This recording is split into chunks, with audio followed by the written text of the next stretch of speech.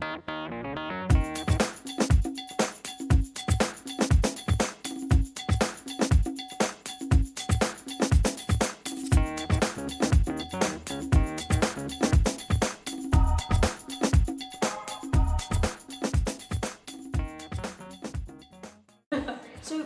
who are you and what do you do?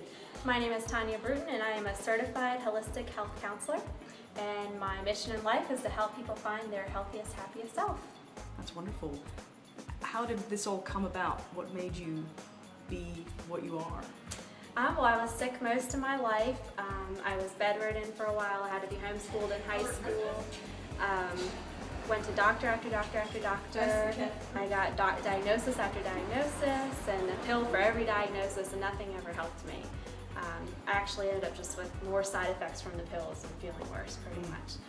So I decided to find something else, take my health into my own hands, and I turned to alternative medicine. I got really into nutrition, therapeutic nutrition, how to eat right and reduce inflammation and that kind of thing, and that was the turning point in my life. And I decided from that point that I wanted to help others with nutrition as well that were in similar situations as I was. So tell me a typical day for you, sort of at the office. What do you do? Sure. Well, I see clients either by phone or in person at the office, and I typically see clients who have been suffering just like I have been, and I've been going to doctor after doctor just like I have been, and just can't find relief from their symptoms. Is there a classic type of client that you help? Are there certain symptoms that you come across a lot? Definitely. Chronic fatigue is the big one. General aches and pains that don't seem to go away, joint pain, digestive maladies, so people just feeling really bloated after eating, those kinds of things. Allergies, sinus congestion. I see a lot of thyroid patients who've been diagnosed with thyroid hypothyroidism, and they're on a thyroid hormone replacement, but they were never told why. And there's actually certain thyroid conditions that are fixable or can be great. So tell naturally. us, how do you help these people that come to you? What are some of the tools in your toolbox that you use? Well, in terms of digestive maladies and allergies, I usually use something called an elimination plan that helps them reduce potential sensitivities from their diet and then add them back in and see how it affects them. I also just use therapeutic nutrition. In every session, I just give them a couple of suggestions. I have them track how it affects them and if it helped them or if it didn't help them, and then we go from there. So I don't give a big overwhelming plan at the beginning that they need to follow for the 6 months that they're with me. It's something new every 2 weeks, and it's manageable. And it's very hands-on as opposed to going to a physician who might say, here, take this pill for a while. Yes.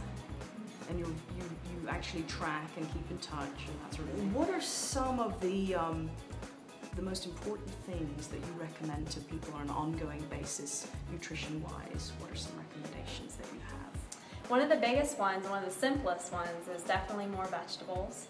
Most people don't eat nearly enough vegetables, but they're very detoxifying. A lot of fiber, a lot of phytochemicals that are, cancer-preventing agents.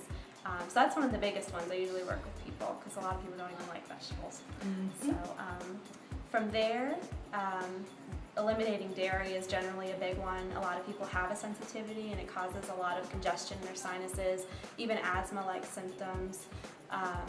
And gluten's another big one. Gluten tends to cause a lot of symptoms that don't seem connected, but as soon as someone eliminates gluten, it's like, oh my goodness, I feel like a new person. And gluten's all over the place. I mean, yes. Obviously bread, anything that contains flour. Yes.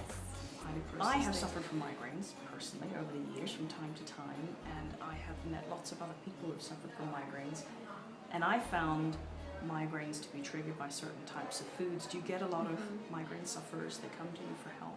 I do, and they are often caused by food sensitivities, and sometimes they're even caused by sugar metabolism, someone having a reactive hypoglycemia, or just their sugar is just kind of messed up. So I help people kind of eliminate those food triggers and food sensitivities and kind of evaluate where they are in terms of sugar. I've heard a lot recently about vegetarianism, veganism, raw food, the blood type diet. What are your thoughts on all those different sorts of things?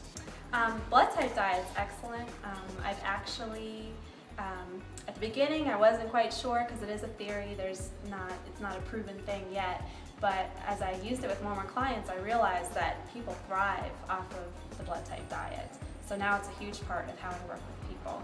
Vegetarianism, I think some people thrive on it, some people don't. Some people just need animal protein for their biochemical makeup. So that's all on an individual basis. Raw foods are excellent for everyone, but it's also not practical. It's very time consuming. It can be expensive if you don't know how to do it right. So I typically work with people to see if that fits in their lifestyle or if they can kind of incorporate some of those concepts in their lifestyle.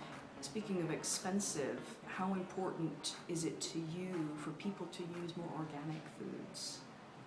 And organic is another thing that's not entirely practical to be organic all the time. There are certain foods that you would want to try and buy organic.